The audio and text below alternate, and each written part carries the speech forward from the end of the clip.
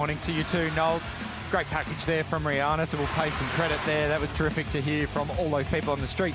Speaking of streets, this was a street fight yesterday between the Porsche of Yasser Shahin and the Audi of Liam Talbot, and they brought in some absolutely high-profile co-drivers to go in for the second part of the race. A little bit of door banging going on. This one here was a little tap to the right rear of the Porsche, which would send it around. A little bit of melee early on before the race went into a bit of a neutral phase. There was this massive contact for the 34 down at turn 9 at that hairpin. We didn't get to the bottom of that, did we? Whether there was a mechanical or just a driver error, but one thing's for sure, the car would take no further part in the race yesterday. I know Valente Rosso Motorsport were here till 1 o'clock this morning repairing the car with Chris Batzios. This was a bit of drama in the pits between the two Audis as Mies was jumping into the 65. This was the traffic which played a huge part in the latter part of this 40-minute race yesterday, and they were just trading fastest laps. We broke the lap record several times towards the end, and Matt Campbell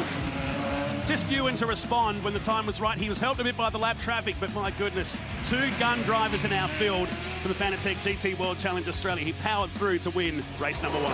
Yeah, it was a great drive by Matt Campbell, very measured. Chris Mies absolutely turned up the wick, but it was Yasser Shahin and Matt Campbell who would end up with that fluoro green LED lit up with the number 1 at the end of the race. 3rd win of the season, backing up their Perth and Sydney Motorsport Park victories.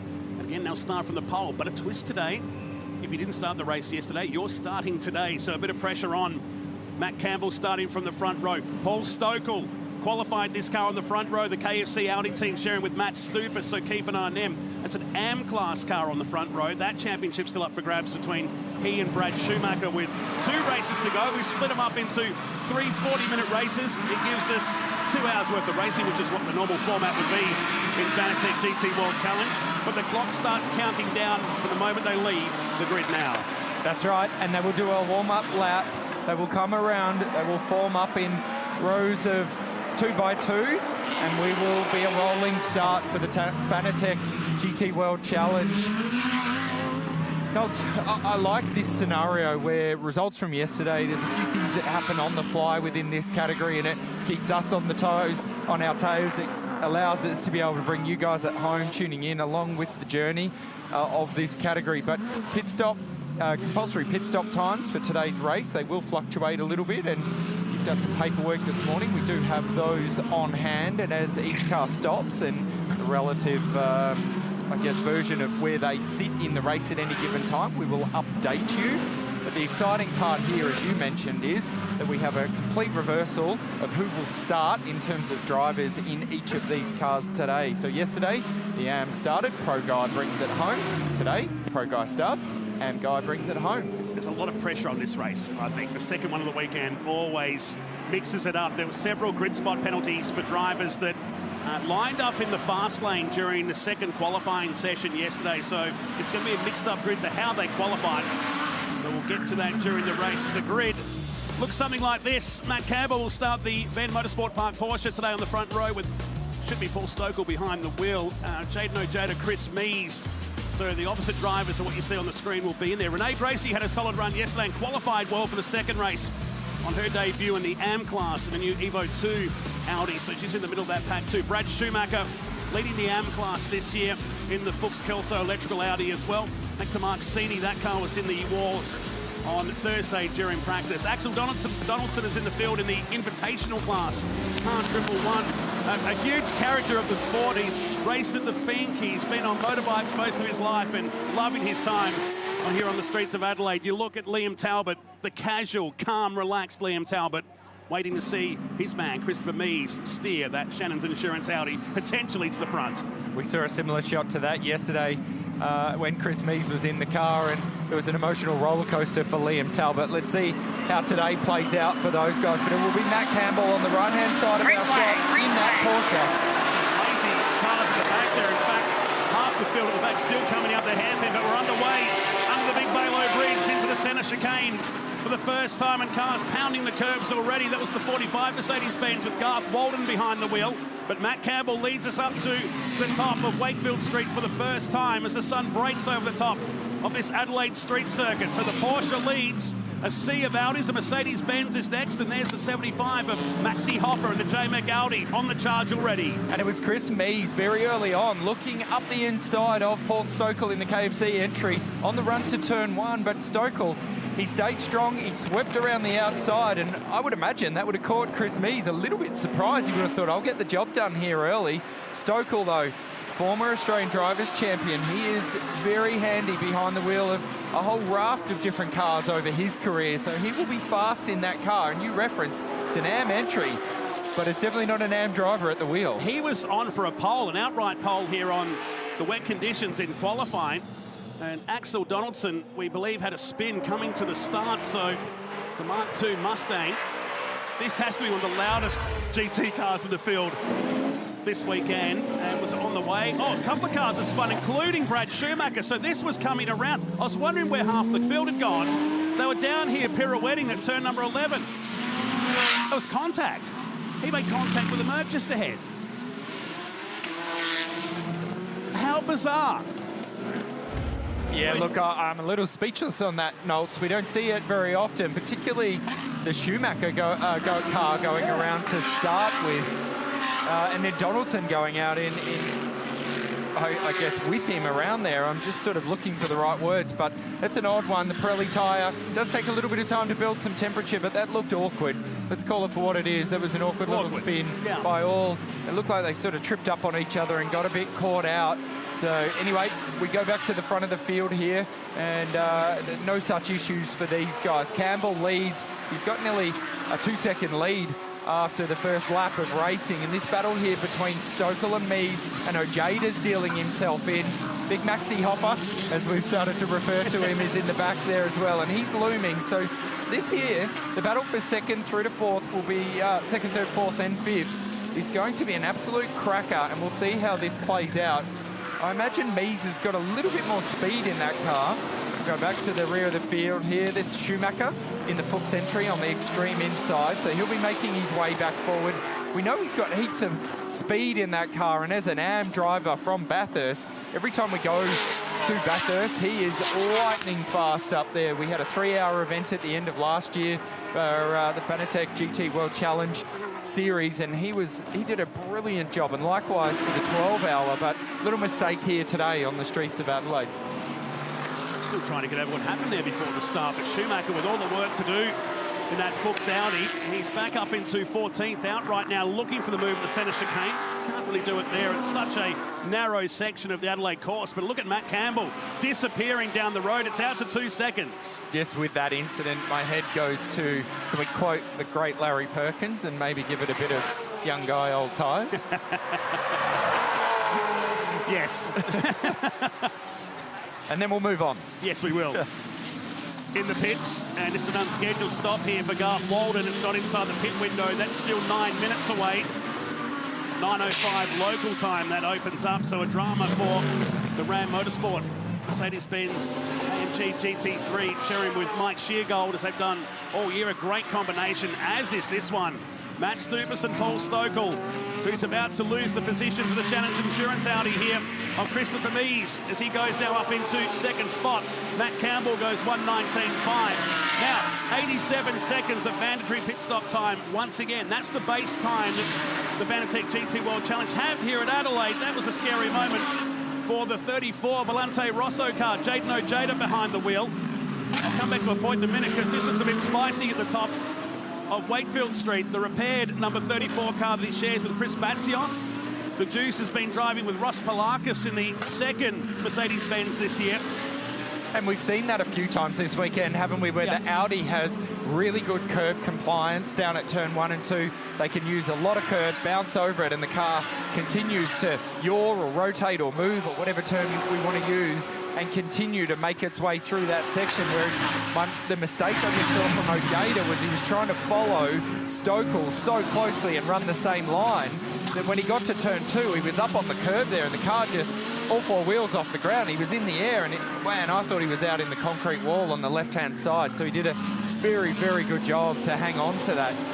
Let's keep an eye on Ojeda there in that beautifully turned out and beautifully repaired Mercedes, because he's got heaps of speed. He's just been announced that he will do the Summer Series, Asian Le Mans Series, and he will drive with Craft Bamboo in that series. So that's a big pickup for Jayden. He's just come back from Spain, where he was part of the Mercedes Young Driver Program shootout over there, and really did a great job. It wouldn't surprise me if he becomes one of their young factory drivers. So even though he's from Australia, even though he's in really good company here with Max Hoffa behind him, works Audi driver, he is holding his own.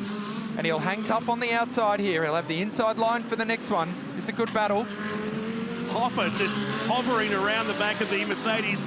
Short strip up here into Hutt Street. Contact a little bit there on the left rear.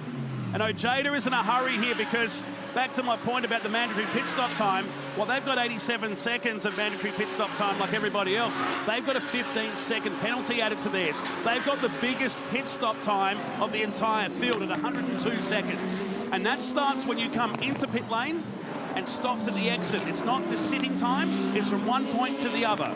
Yeah, and that's the fairest way to adjudicate it and cover off that rule in this category, Knowles. It takes out any variables in terms of dropping the car on the ground, driver release, getting moving. So it's a really good way. It works. It's a global platform. It runs the same rule book everywhere that Fanatec GT World Challenge operates, just in every different region around the world. So it's consistent, and that's all we ask for in this sport. And I'll just put a full stop on me singing the praises of Jayden Ojeda as he just got overtaken by Maxi Hoffa. So I've called that completely wrong. It's a good start to a Saturday for me. I'll take my foot out of my mouth now. But look, he's a great young steerer, and he deserves to be in there. And there's nothing wrong with Max Hoffa overtaking you, that's for sure. And it was that little mistake that Jayden made down at turn 2 that put him under pressure and just wasn't able to reset from it. So let's have a look at this little battle here. A couple of Mark Car Invitationals holding their own up against that beautifully turned out black Audi. And Paul Lucchini, who's leading the GT trophy class here today. A couple of friends in the field, including Tom McLennan. Meantime, the Garth Walden car has come back out onto the track. A lap down in 18th position. Brad Schumacher has gone back up into 13th spot now, outright on the course. Lucchini under attack here from John Goodacre just behind in car 6. And that beautiful Porsche just behind of McLennan as they climb up through the staircase. So they're down the field in 14, 15 and 16. Meantime, Marcus Flack just adding some more vision to the highlights reel as he gets all 4 wheels off the ground in the centre chicane. There's Schumacher on his way through to turn number 8. Never get tired of seeing motor racing and cars trying to take off and do their best aeronautical impersonations, especially down there at turn 2. I think it's terrific. One would wonder if they kept that curve, the original height from the Formula 1 days. It was lowered down at one of the last Grand Prix in Adelaide when Michael Schumacher had a big crash in the centre chicane during qualifying. They grind the curve down a lot lower, but if they kept the original curve, we'd have some serious airtime. Absolutely, absolutely. It'd be a launch ramp, wouldn't it? Yes. It'd be more like Showtime FMX that happens in between the events up here. There'd be guys getting very airborne, pirouetting around. So it's JJ Leto in a Sauber in 1993 that got some airtime there. He actually got all 4 wheels up in the air and landed really hard on the left-hand side at the 93 F1 race here. That's 30 years ago, incidentally. And when we come back to the current moment now, we see Paul Stokel here in the KFC entry. He's now being hunted down by Big Maxi Hoffa. What has happened to Jayden Ojeda here? He's dropped right off the back of these guys. So whether or not that Mercedes is not as kind on its tyres, or whether or not Jayden's made a little mistake in that entry, regardless of what's happened there, Max Hoffa has got speed in the 75. I suspect it'll only be a matter of time that he's able to get by Stokel, and then he'll be eyes forward trying to go with Mies and chase down Campbell. But interesting thing for me here, Knowles, is that yesterday we saw so much speed out of the 65 entry. There we go, right on cue. So I'll just check off my ledger here, and there's one right versus the one wrong that I got before. I'll go back to Chris Mies. This is rare for you. No, it's not rare at all. I'll call it for what it is. Stokel went wide there at the top of Wakefield Street, allowing the Hoffa car to get the job done there. So the KFC Audi drops back into 4th and still class leader in the AM class. Yeah, the Mies speed in that car today just isn't there like we saw yesterday. Is there, Knowles? He's got pace, don't get me wrong, whereas yesterday he had about 3.5 to 4 tenths a lap on Matty Campbell, and Matt has done a brilliant job early on in this race while Mies was boxed up behind Stokel to pull that nice gap. He's given himself some breathing room, but Mies doesn't seem to be able to do anything with it. So it'll be interesting once we do a driver swap, and they will start to happen pretty shortly. We saw around the 22-minute mark yesterday that drivers started to come in to do that driver change, and we just see Yasser Shahin in the background there, suiting up. He's pulled his top up, arms are in his sleeves, starting to put the balaclava on. So I suspect another couple of minutes here, another couple of laps, and we'll start to see the driver changing happening. Pit window's about 90 seconds away from opening up here. Race 2 of Fanatec GT World Challenge Australia. Third race to come up tomorrow morning will be based on the aggregate points on their classes, so it'll be a mixed up grid once again for tomorrow's final race and final race of the year. Punch the numbers later today on how the series will play out, but certainly not sorted for the outright class in this series. As we check back in with Paul Lucchini, John Goodacre and Tom McLennan on their way up to finish another lap. We've done 9 so far in this race, with still 23.5 minutes roughly of this race remaining. And let's just expand on that for anybody that's tuning in today and didn't see yesterday's race 1. We'll explain why we're seeing the likes of Matt Campbell, who is a factory Porsche driver, Christopher Mies, factory Audi driver, Max Hoffer, factory Audi driver, that have been sent out here to compete in this final round, and that is because the championship battle is absolutely still alive, and those manufacturers are trying to bolster up the chances of winning that. And the first group to pull the trigger was Liam Talbot's group from Audi, and they announced that Christopher Mies was going to come and run, and then Porsche said, okay, well, if you want to play that game, we'll sit at the other side of the table and we'll send Matty Campbell out, and he'll be able to do his job for us within our group. And we get this enthralling battle between some of the world's best drivers trying to help their respective teams here win this championship. And that's great for this series. The Australian GT Championship has gone through some bumpy times over the years, as we see the 6 going down the inside here of Goodacre at the turn 9 hairpin.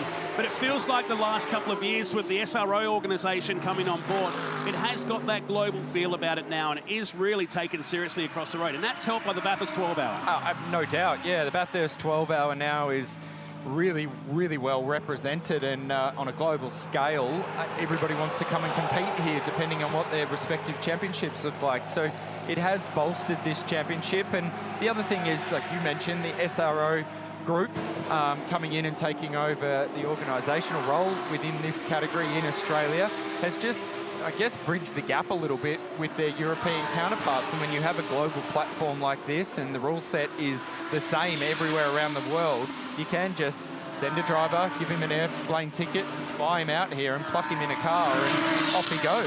Yeah, it's been great to watch. And the growth of the Bathurst 12-hour, which incidentally kicks off next year in February as part of the Bathurst Superfest, a 10-day carnival up there at Mount Panorama.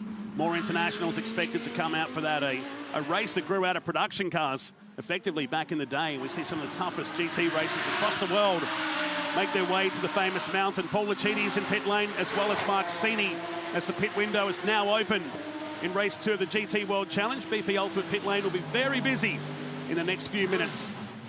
Like we said, 87 seconds minimum mandatory pit stop time, and that starts on the control line coming into pit lane. And right where Mark Sini is now is where it finishes as he returns to the track in the Hallmark Audi. And I believe they have a little countdown timer on the dashboard that when they come into the pit lane, they're able to preset what their respective pit stop time is. So then they're able to manage it from within the car as well as on the radio. So there's a couple of double checks that go on here for these guys. And what it does do is it's a bit of a little reset period, isn't it, during the race here? We see cars sitting for long periods of time, and if you're more familiar with the supercars enduro-style pit stops of Sandown, Bathurst, where there's a high intensity to them, the drivers are in and out, they're typically doing it within a 20-second window, depending on how much fuel drop they're doing at that given pit stop. Whereas what we're seeing here, when the cars come in and stop, it's an opportunity for the 2 mechanics at the back of the car there. They're doing tyre pressure adjustments. So there's a base pressure that the cars will start with, which is a cold tyre pressure. It'll build as the race goes on and the tyre builds temp and pressure. And this is an opportunity to not necessarily change tyres because the Pirelli has a lot of life in it. But what they're doing here is they'll drop you know, a fair bit of pressure out of the tyre, and it'll breathe a little bit more life into it. It'll just take a metaphorical sigh of relief from the Pirelli and go, I have a reset here. I got to that pressure. I was starting to get too hot. I was starting to slide around, drop the pressure out, allow the tyre to perch into the road, and give whoever else is in for the run home a little bit more confidence. Does a driver feel that? I mean, do you sit there and go, maybe Absolutely. take 2 pounds out? Do you make the call if you're in the car, or the crew go, we're going to meet a compromise, or you just really go off the driver's feedback? It'll be a joint conversation, so there's car to pit communication. There's an engineer that'll run the car, and you know, the driver will report in, hey, tyre feels like it's maybe going over pressure a little bit. I'm starting to slide around here. We're built too much temperature. So it's always a balance between how much temperature you've got in the tyre versus how much pressure is in there. If you balloon it too much, then effectively you end up with this little contact patch on the road that's not enough and it's not doing its job. So, you know, the likes of Matt Campbell, Chris Mees, those guys are in cars all the time. Yeah. They have huge amounts of feel for that stuff. They're doing 12 and 24-hour races. You know, a couple of pounds difference in the tyre makes a huge difference to how long your stint goes for and how much speed you can get out of the car. So, long answer to your short question, absolutely. The driver will say to the engineer, I feel like the tyre's over pressure, over temp, take some out, and that'll help us to come home. And it's been a long time as the Shannon's Insurance Audi clears one of the invitational cars down there at the hairpin. Long time since we had bleed-off valves in motorsport in general. We had them in supercars for a long time, but they've long gone, and they used to make a big difference to the behaviour of the car, particularly under a safety car. Yeah, and without divulging too far away from the GT racing here, I actually heard a story yesterday about NASCAR, and they banned that in NASCAR, and some of the teams are doing some really funky things with very small drill bits and drilling into the sidewall of the tyre, and as it got hot, it would effectively build pressure and close that gap, and as it cooled down, it would release air out of it. I mean, that stuff is crazy. So, you know, there's some very smart people doing some a little bit nutty things within the sport, but it's all within the rules. That is not happening here. No, absolutely not. I think the story goes Kevin Harvick was leading, and there was a red flag. They stopped the car and all the air fell out of the tyres because they weren't hot. Yeah, I saw this at Texas Motor Speedway years ago. I was standing on the pit lane there, and the front left's flat. No, don't worry about it. It's okay. It's meant to do that. Sure? You're going to send him out here on this track with a flat tyre, and then they told me the story afterwards, which completely backs up what you just said. Let's get back to these cool cars, though, and while we were not talking there for a second, you could actually hear exactly what we were just talking about there, right? So I don't know if anyone at home could hear that chattering noise across the road. That's when the driver is turning the steering wheel and the tyre is just, I guess, arguing with the bitumen to try and perch into it to get some grip. And that's that little flapping type noise that you can hear, or the car sliding across the road. So by taking pressure out or putting a little bit of pressure in, it'll make the driver happier by allowing the car to sit on the road properly. Several cars in BP Ultimate pit lane now, including Rene Gracie, Theo Konduras behind the wheel of the 47, Darren Curry, Axel Donaldson at the back of that shot. Gracie running second in the AM class right now. Was really strong in qualifying. Was in the top 3 during practice and the original part of qualifying, but now 7th outright and could be on for a class podium here today. The Konduras boys, they've been around for a long time, haven't they, in Australian motorsport, whether it's in Porsches or in GT. They love going racing, the Superbarn Supermarkets team. And 2 absolute gentlemen of the sport as well. Had a little bit to do with them over the years, and particularly at the end of last year at the 3-hour event at Bathurst. They are great guys. They love going racing, and they love going racing together, and it's a bit of an outlet for them, so it's nice to see them back. Typically we'll see them within the Melbourne Performance Centre group driving an Audi, so something a little bit different for them in the Mercedes. Oh, Max Hoffa, that is scary little moment. We're seeing this in, or has there been a driver change there? No, Max Hoffa's still at the wheel, but that's a scary moment for him. We're watching that in slow-mo, so that was that would have happened far faster at real speed, and there's another very scary moment. But that one there is a little bit more normal of what we might see here in Adelaide. The final corner, you can get wrong-footed by a slower car up ahead, and that looks like that's exactly what happened there with the Mercedes, just having to take evasive action and dive to the inside. So we pick up Matt Campbell here again, leading this race, doing a very, very solid job today. No pressure at the moment, just getting the job done. Liam Talbot walking on the spot. doing a little bit of Michael Jackson moves there. Moonwalking? Yep, a little moonwalk. Unlike yesterday, we're leaving it right till the end of the window, which is only about 2 minutes and change before the pit window closes here on the streets of Adelaide. But some big news. Race Control have given a warning to our race leader and to 75 of Maxi Hoffa for exceeding track limits at the centre chicane. And that's a big story with still 15 minutes remaining. Yeah, that'll take away the ability for when the AM guys get in there to have any real movement in terms of where they place the car down through there. So you get a warning, and then I think you get a secondary warning, and then after that, it's a black flag drive-through for it. So Yasser will know that, and likewise for Liam Talbot before he jumps in that car. So that's going to happen now. Campbell in. He's used up all his credits, or one of his credits, down at the turn 1-2 chicane. And that's what they are. That's what we look at them as, right? So they're within the rules. You get a couple of them. They're credits available to you to maximise your lap speed. And if you don't use them by the end of the race, then you probably should have. And these guys are world-class acts. So Liam runs around. He'll open that door there. Chris Mees will get out. Likewise, Matt Campbell opens the door in the white suit. Yasser Shahin, he'll jump on board that car. And to your point, Nolts, yesterday we saw the AM guys come in very early on when the window opened. Today, they ran a long way into the race because really, you know, with no disrespect to everybody, you want your pro guy in there for as long as you can, because that's what he does for a living. That's how he puts food on the table. He drives a race car as fast as he can. And then you put your AM guy in there for the short run home. And, you know, it's the opposite of what we saw yesterday. So that's the plan. Everybody does the same thing. It was great to see Mees follow Campbell in. We're going to see these guys follow each other out. But we do know that the Audi here with Liam Talbot strapping himself in does have a longer stop time. So all work will be on this car to chase Yasser down in that push. Only the 3 seconds today between the two for this, but it's like we saw yesterday with the lap traffic will play a part as they wait on down here in pit lane. So the EMA Motorsport prepared Porsche on the left-hand side, with the KFC Audi just behind it. Matt Stupas will jump into right now. Paul Stokel, mega job after qualifying it on the front row for the second race, and out comes the Shannon's Insurance Audi. And will go ahead. So has that been caught napping here, perhaps? Well, that's an error. That's absolutely a team error there. Well, give us a second to try and work out what's happened here. Whether or not, there's two things that could have played out here, Nolts. That's either an error from the Porsche entry, who was leading this race when Matt Campbell came in, and they have taken too long to get their stop done, or it's an error from the Melbourne Performance Centre team, and they have released Liam Talbot too quickly here. So we just need a minute to try and work through. You've got your spreadsheet fired up here and your stopwatch out. Matt Nolte's up out of his seat. He needs another shot of coffee to work this out, but we'll get there in a second. It was 3 seconds in favour. It should have been in favour of Shahin, and here we go. Here's the question.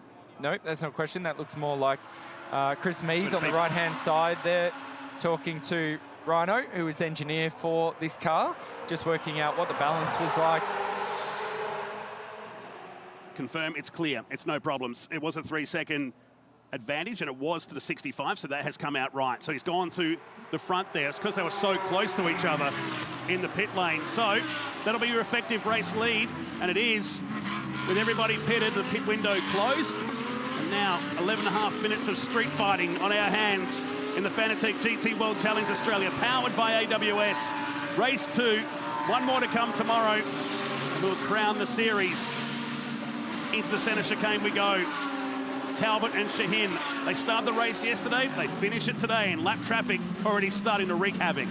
And it's the absolute opposite scenario of what we saw yesterday, wasn't it, where Matty Campbell was the one out in front. He had everything to defend, and we had Chris Mees in that Audi chasing him down, and now we've got Liam Talbot. He leads this race. He'll feel pretty comfortable there. He's done a lot of racing in this style of car around the globe, not just here in Australia.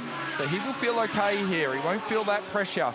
But the Shahin Audi in the background, they'll have some work to do here, won't they? And this is going to be a really nice little battle towards the end of this race, particularly we saw yesterday, and it's happening right here, that lap traffic will come into play, and these guys won't thread their way through as easily as what we saw Campbell and Mees do yesterday.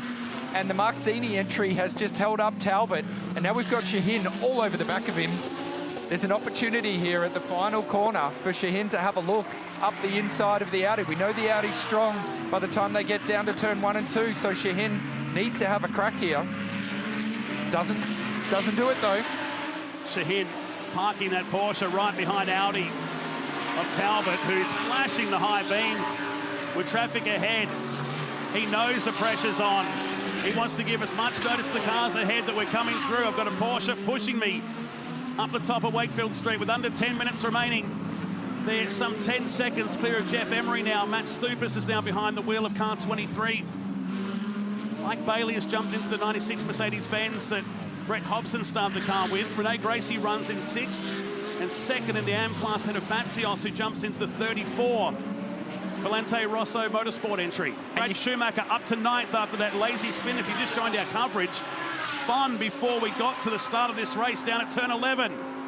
And you can flash your lights all you like, Liam Talbot, but unfortunately that hasn't worked in his favour. The Mercedes up ahead pulled to the driver's right, went to get out of the way, and then stayed hard into the throttle. So close. With lap traffic playing up in this run. It feels more intense than yesterday and more time. Talbot brings the Audi up to finish another lap. Hearing also from race control, car 78 is going to have to do a drive-through. They missed their mandatory pit stop time by 1 second. That is cruel. And that's the Marcus Black entry. So that's disappointing for him. He's been around for a long time, but overseas in junior category, British F4, British F3, and he's done a lot of racing over there, but not so much in this style of racing. So that'll be just a little error in terms of managing the amount of time that he was required to stay in pit lane. 1 second's pretty tight, but the rules are the rules. You've got to work within them. Better to be a little bit over than a little bit under, because if you have to venture back through that pit lane, it's a massive, massive penalty. So let's have a look at this battle here again. We're going to stay on this, aren't we, for sure, at the front, because this is where it's at. This is not only a battle for the race lead, but it's a battle for championship positions overall once we get to the end of this weekend. So traffic is going to play a part here. We're going to see more cars up ahead, and it's just edged out a little bit in favour of Liam Talbot in that race-leading Audi. Shaheen in the Porsche has just dropped off the back a little bit, but we still have 7.5 minutes to go and plenty of traffic to navigate before we get the checkered flag at the end. It's going to be a very long 7.5 minutes as they've pulled away by some 10 seconds to Jeff Emery, 30 seconds back to Matt Stupas, and nearly a minute back to Renee Gracie, Chris Batsios, Brad Schumacher, James Konduras, and Mark Sini is the top 10. So Brad Schumacher trying to right the wrong of that pre-race incident he had. So we follow the field up through Wakefield Street. A couple of lap cars, including Mark Sini.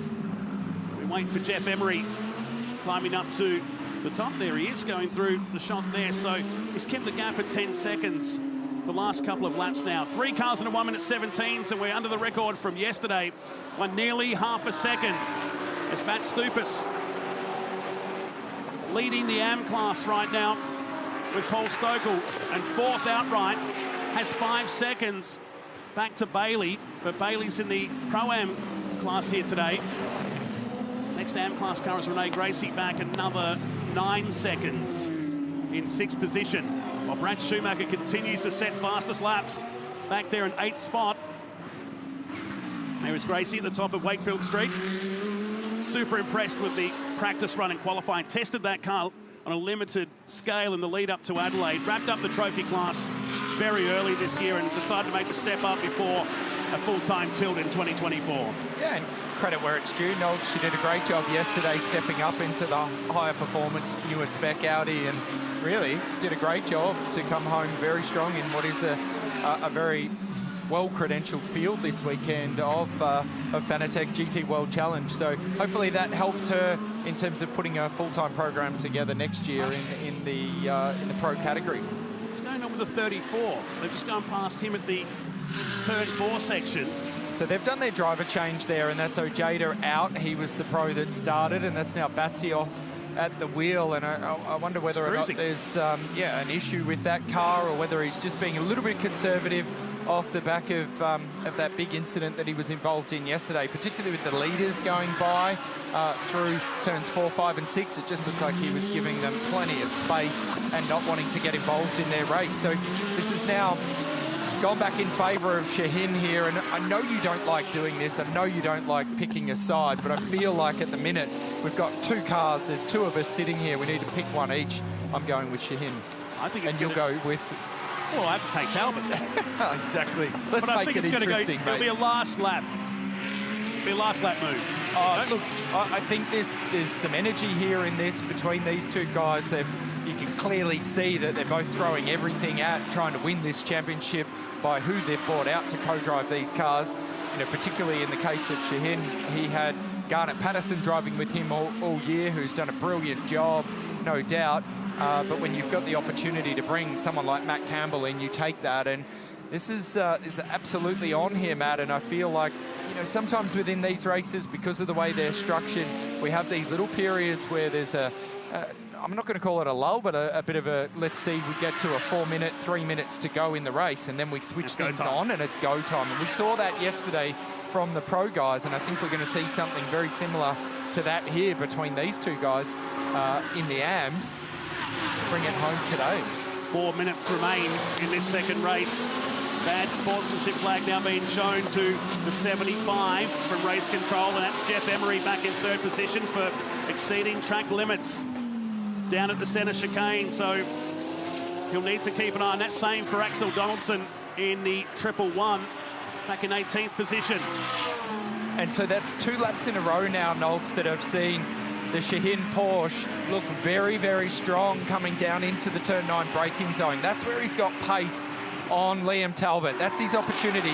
Twice now he's made very big gains through turn 8, very big gains in the braking zone. We know the Audi's stronger through here, so there's strengths and weaknesses in both cars, and really it's up to Shaheen to be able to maximise that within the next 3 minutes. We've got lap traffic up ahead. They're all the things that they need to be starting to think about here.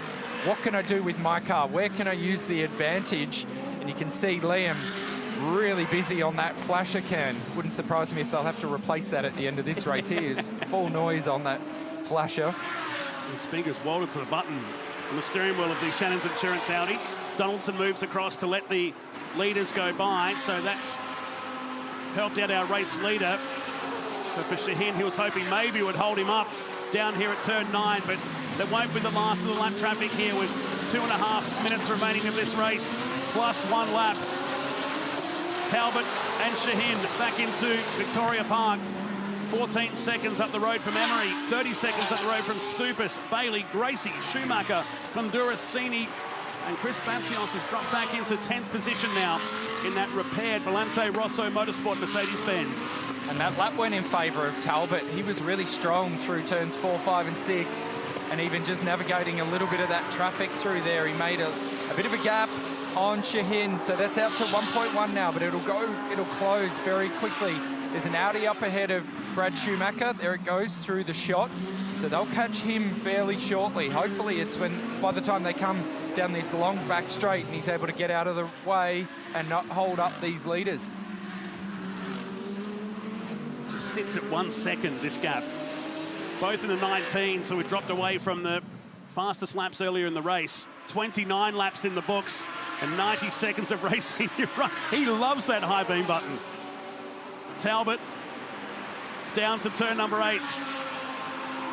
Shaheen, who won last year's GT World Challenge, has had Garnet Patterson in the car this year, but Matt Campbell in the country and instantly on the pace. No one's surprised about that. If you understand Matty's credibility and credentials across the world, we've got to say, fantastic drive from Shaheen regardless here. And I made reference to this before, that with a few minutes to go, these guys were going to turn up the speed, and they absolutely have. And it looked like Shaheen, he just wound some speed into that car a lap and a half earlier than Talbot. But now Talbot's responded, and he has absolutely lit up that Audi. Look at the commitment through the turn 1, 2 chicane. more chicane across particularly turn 2 from the Audi than what the Porsche was able to do, and it just opens up the corner. It allows Talbot to jump on that throttle with a bit more confidence, get out of there carrying a little bit more speed, and he's got a nice little buffer at the moment. So I forced it upon you, Nolts, but it looks like the guy that you went with begrudgingly is possibly going to win this thing. Well, not my words. Down Bartels Road we go in a safety car free race. 2 clean races. Apart from that opening few laps yesterday, which were really clean, but it has been a busy race for all 18 cars. Axel Donaldson just got 5 seconds, incidentally, to add it to his time for exceeding track limits down there at the centre chicane. But back into the paddock area is Talbot. 1.2 seconds is the margin. Just starting to shut this race down, maybe. Yeah, but one thing that hasn't shut down is Talbot flashing Schumacher up ahead. They're not catching him as quickly as I thought either. Schumacher, we saw him involved in that early incident where he spun on the outlap, which was a little bit strange, and he's just trying to make his way back through the field. He currently runs 7th, so that gives us an indication here of how fast those 2 leading cars are. They have put a lap on everybody, and Brad Schumacher, no doubt, will be trying to ensure that he doesn't go down a lap before the checker flag is waved at the end of this race. 7 cars only on the lead lap. This has been a blistering pace from the leading group. Jeff Emery is going to be a distant 3rd. Matt Stupas a long way back in 4th position. But we'll wrap up the AM class today from Gracie and Schumacher. So what a drive from the Fuchs Audi from the back plus more. Charge back through the field and at least get a podium in the AM class. Shaheen closes in at the bottom, but time is running out. It has been so cool to watch. Yeah, absolutely. I'll agree with that. I think, you know, this model where we have 2 different scenarios, 2 different ways of starting the race, 2 different ways of finishing the race, it allows these guys that, particularly in the AM part of the field, Shaheen, big move at the end, but I think it's a little bit too much, a little bit too late. And Talbot heads to the line, seesawed away at the wheel for victory number 6 in the Fanatec GT World Challenge of 2023. Paul Stokel gives him a pat on the back, and so too does the team at Melbourne Performance Centre. The gap was 3.5 tenths of a second at the end to Shaheen. Jeff Emery will come home 3rd in the JMac Audi. Matt Stupas will be the AM class winner today with Paul Stokel in 4th position. Bailey and Hobson will be home for 5th, but they're a long way down the road still to finishing this race today. And expect these guys to duke it out one more time tomorrow in race number 3 of Fanatec GT World Challenge Australia. And that's Max Hoffer there in the red jacket, just with the blonde hair. He's done a ripper job as well this weekend, so he was on the same flight that Chris Mees was. They brought out some backup within that Audi group. Such a great character too down in the pits. So Talbot and Mees pick up the win by less than half a second from Shaheen and Campbell. Emery and Hoffer on the podium today in 3rd with Stupas and Stokel. Bailey and Hobson. Renee Gracie home for 6th position and 2nd in the AM class ahead of Schumacher, who finishes 3rd. The Honduras boys back in 8th. Mark Sini and Flack completing the top 10. Patsios Nojeda dropping down, so a little mystery of the Harold's Racing Volante Rosso team. Back to Hargraves, Taunton and Curry, and down to Axel Donaldson. A couple of laps down there and a 5-second penalty in the 111 machine. Highlights of race number 2, the final round of Fanatec GT World Challenge Australia on the streets of Adelaide.